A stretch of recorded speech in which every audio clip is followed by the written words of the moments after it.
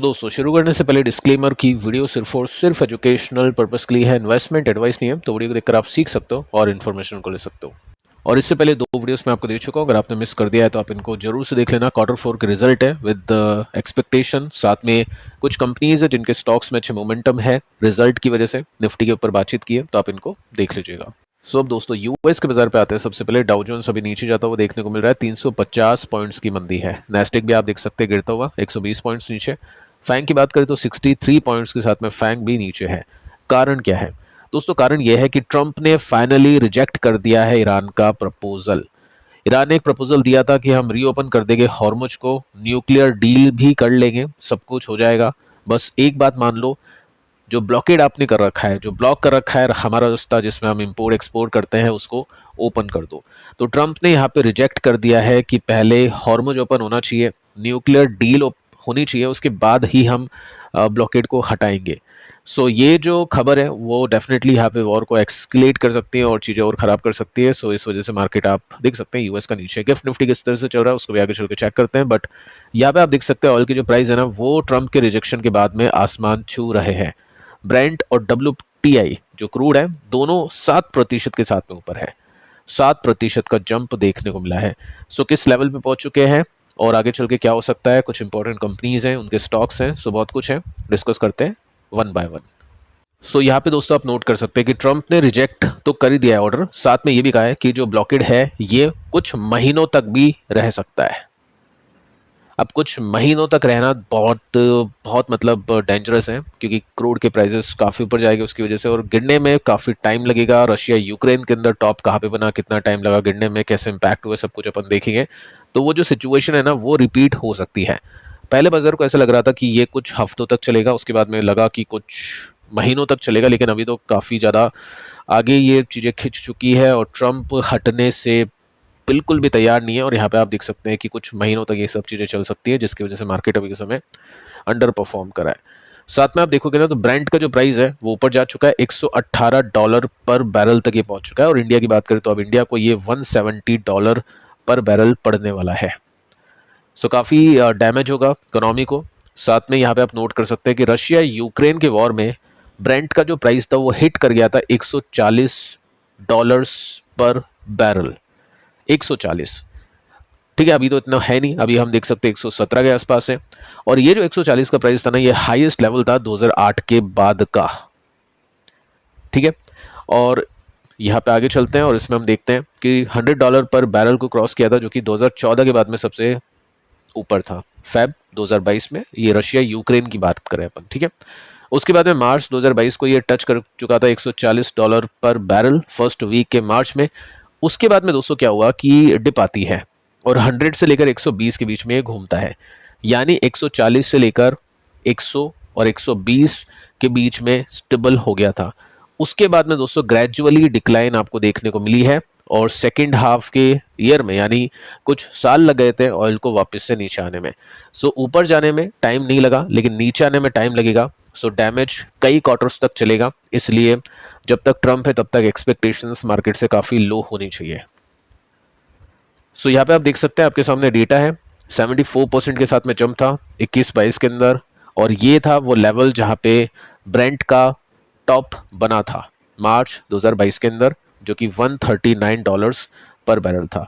अभी के समय आप देखोगे ना, तो ये जो नीचे आया है इसमें 45% का डिप हुआ, और ये 45% के डिप के लिए कितना टाइम लग गया, 2022, 23, 24, 25 पूरा, तो इतने साल का टाइम लगा क्रूड को वापस से नीचे सेटल होने में। और आपको बताइए इसी बीच में काफ़ी सारी इंडस्ट्रीज़ की हालत ख़राब हो गई, जिसमें केमिकल इंडस्ट्रीज़ भी थी, जहाँ पे बहुत ज़्यादा क्रूड यूज़ किया जाता था। पेंट की बात करें तो वहाँ पे प्रॉफिट के मार्जिन्स ड्रॉप कर गए, वहाँ पे कंपटीशन डेफिनेटली बढ़ गया था, लेकिन प्रॉफिट के मार्जिन्स भी वहाँ पे ड्रॉप कर गए थे। ये सिचुएशन अगर आगे रही तो डेफिनेटली फिर मार्केट अंडर परफॉर्म कर सकता है कुछ टाइम तक, और स्टॉक सिलेक्शन के अंदर भी थोड़ी सी सावधानी बरतनी होगी इन्वेस्टर्स को, क्योंकि जो स्टॉक्स हो सकता है क्रूड के ऊपर जाने से पहले चल रहे थे वो अब नहीं चले। तो Q4 के रिजल्ट्स या इनकमिंग जो भी क्वार्टर के रिजल्ट्स आएंगे उसके ऊपर आपको फोकस करना है, जो गाइडेंस है कॉमेंट्री उसके ऊपर खासकर आपको ध्यान देना है, ठीक है। अब देखिए दोस्तों, एक और खबर आती है जिसके अंदर आप ये देख सकते हैं कि ईरान के पास में जो यूरेनियम है जिससे न्यूक्लियर वेपन बनेगा, ये तकरीबन 22,000 पाउंड है। ठीक है, अब ये बहुत बड़ी मिस्ट्री बन चुकी है कि अब ये गया तो गया कहाँ। ट्रम्प अभी इसी समय अभी का जो टाइम इस समय इसलिए अटक रहा है कि ये जो यूरेनियम है इसकी डील ट्रम्प करना चाहता है, क्योंकि ट्रम्प की जो भी सोर्सेज है जहाँ से खबर पड़ती है ट्रम्प को कि यूरेनियम यहाँ पे है इतना नहीं है, वो दोस्तों खबर नहीं मिल पा रही है, यानी यूरेनियम गया तो गया का। ये कभी के समय काफ़ी बड़ी मिस्ट्री बन चुकी है। सो आप देख सकते हैं, आप एग्जैक्ट जो लोकेशन है और जो कंडीशन है ये अनक्लियर है आफ्टर वॉर। कुछ डैमेज हुए तो डेफिनेटली, लेकिन पूरी तरह से ये यूरेनियम गया नहीं। ईरान भी क्लेम करा है कि ट्रम्प के जो भी गोल्स थे वो पूरे नहीं हुए। सो यहाँ पे बात अटक रही है। ट्रम्प चाहता है यूरेनियम की डील हो जाए कुछ बिलियन ऑफ डॉलर्स में, लेकिन ईरान वो करने के लिए तैयार नहीं है। अब देखिए दोस्तों, डिटेल में आपको बता देता हूँ, यहाँ पे आप सिंपली नोट कर सकते हैं। ईरान ने एक्यूमुलेट किया है 11 टन यानी 22,000 पाउंड्स यूरेनियम। अब ये जो यूरेनियम है ना दोस्तों, कितनी प्योरिटी पर पहुंच चुका है इनके पास में, वो 60% प्योरिटी पे पहुंच चुका है। 60%, और 90% प्योर ये होना चाहिए, तब जाके ये वेपन बनेगा। यानी बहुत ही कम दूरी है बाकी। 30% और अगर ये इसको प्योर कर लेते हैं तो ये न्यूक्लियर वेपन बना लेंगे। इस वजह से दोस्तों यहाँ पे बात अटक रही है। सो ट्रम्प जब तक डील नहीं करेगा, जब तक आई थिंक पीछे नहीं हटेगा, और धमकियां भी मिलती रहेगी जब तक कुछ मेजर अटैक्स नहीं होते हैं, जैसे पावर प्लांट या फिर कुछ और सीवियर अटैक्स नहीं होते हैं, जब तक मार्केट हाँ थोड़ा नीचे तो रहेगा, लेकिन बहुत बड़ा ड्रॉप या ब्रेकडाउन शायद नहीं दे। सो ट्रम्प की जो गाड़ी है वो यहाँ पर अटक रही है, और ईरान इसको मानने के लिए तैयार नहीं है। साथ में देखिए दोस्तों, एक और न्यूज़ आती है। अब ये न्यूज़ आई डोंट नो सही है या नहीं है, सूत्रों के हवाले से न्यूज़ आई है। ईरान ने बातचीत की है रशिया से और बाकी कंट्रीज से कि ईरान का जो यूरेनियम है उसको ले ले, या तो उसको अपने पास रख ले या उसको बाय कर ले। ठीक है, सो बात यूरेनियम पर अटकी हुई है। सो देखते हैं दोस्तों क्या होता है आगे चल के, किस तरह की चीज़ें प्ले होती है। बाकी फिलहाल के लिए ये न्यूज़ है वॉर को लेकर और न्यूक्लियर वेपन को लेकर। अब देखिए दोस्तों, एक और न्यूज़ आपके सामने है। फेड मीटिंग 2026 ये लाइव अभी चल रही है। 28 तारीख को शुरू हुई थी और अभी चल रही है, और यहाँ पर मेंशन कर रखा है कि हो सकता है पवेल की आखिरी स्पीच हो, क्योंकि अब पवेल हटने वाला है। अब पवेल हटेगा तो जो ट्रम्प ने पसंद किया है जिस कैंडिडेट को, वो कैंडिडेट आएगा और वो ट्रम्प के इशारों पर चलेगा। सो रेट कट हो सकता है यूएस में देखने को मिल जाए। इन्फ्लेशन हाई, फिर भी रेट कट शॉर्ट टर्म में ठीक है, मार्केट अच्छा करेगा, बट लॉन्ग टर्म में बहुत बड़े डैमेज मार्केट को हो सकता है। सो लेट्स सी कि ये इनकी आखिरी स्पीच है या नहीं है। बात करूं मैं होल्ड होगी या कट होगी, तो यहाँ पे मार्केट की एक्सपेक्टेशन से होल्ड होगी। क्या कमेंट्री आती है वो सुनना काफ़ी इंटरेस्टिंग और इम्पॉर्टेंट होगा। सो लेट्स सी कि लेट नाइट को किस तरह के आउटकम यहाँ पे निकल के आते हैं। बात करें दोस्तों एफ की, तो एफ ने आज भी माल बेचा। 29 तारीख का डेटा आपके सामने है, आप देख सकते हैं 2468 करोड़ रुपीस की सेलिंग एफ ने की है। और जब तक एफ मार्केट से निकलते रहेंगे, जब तक स्टॉक्स डेफिनेटली कुछ कुछ स्टॉक्स में इन्वेस्टमेंट किया होगा Q4 Q3 के हिसाब से, वो चलेंगे। बट ब्रॉडर मार्केट की यहाँ पे बात चल रही है, तो ब्रॉडर मार्केट का चलना काफ़ी डिफिकल्ट है। और जिस तरह से रुपीस वीक हो रहा है, करेंसी वीक हो रही है, रिटर्न्स आ नहीं रहे इन्वेस्टर्स के, तो यहाँ से पैसे इन्वेस्टर्स के निकलेंगे। सो यस, एफ ने आज भी माल बेचा है। गिफ्ट निफ्टी की सिचुएशन को देखते हैं। गिफ्ट निफ्टी अभी के समय 100 पॉइंट्स के साथ में नीचे है, यानी कोई बहुत बड़ी गिरावट का सजेशन नहीं है, लेकिन यस मार्केट कल अंडर परफॉर्म कर सकता है इन सभी खबरों को लेकर, क्रूड के प्राइसेस को लेकर। अब दोस्तों स्टॉक्स पे आते हैं, कुछ कंपनी के स्टॉक्स को देखते हैं, और ऐसी कंपनी के स्टॉक्स है या तो यहाँ पे स्विंग पैटर्न बन सकते हैं या फिर बन चुके हैं, सीखने के हिसाब से है, कोई बाय सेल रिकमेंडेशन नहीं है। फर्स्ट जो कंपनी, इसका नाम है आईटीसी लिमिटेड। 4% की तेजी बनी, 11 का पी रेशियो है, 4 लाख करोड़ रुपीस का मार्केट कैप है। 11 का पी रेशियो, बहुत सस्ती कंपनी अवेलेबल है, क्योंकि बहुत बड़ी गिरावट इसमें हो चुकी है, तो वैल्यूएशन काफ़ी कंफर्टेबल, काफ़ी चीप हो चुकी है, अट्रैक्टिव मैं कहूँगा हो चुकी है।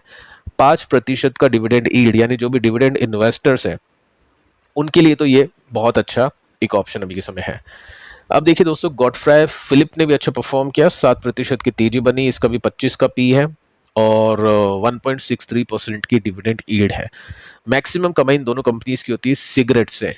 सिगरेट के ऊपर अभी हाइक हो गया था, टैक्स बढ़ा दिया था सरकार ने, उसको लेकर प्राइसेस नीचे गए थे।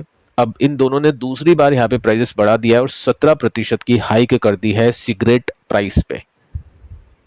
अगर सेल्स कम नहीं होती है ना, तो डेफिनेटली फिर इनको जो भी नुकसान था वो नहीं होगा, और जो स्टॉक के प्राइस नीचे गए थे वो अगले कुछ क्वार्टर्स में ऊपर जाएंगे।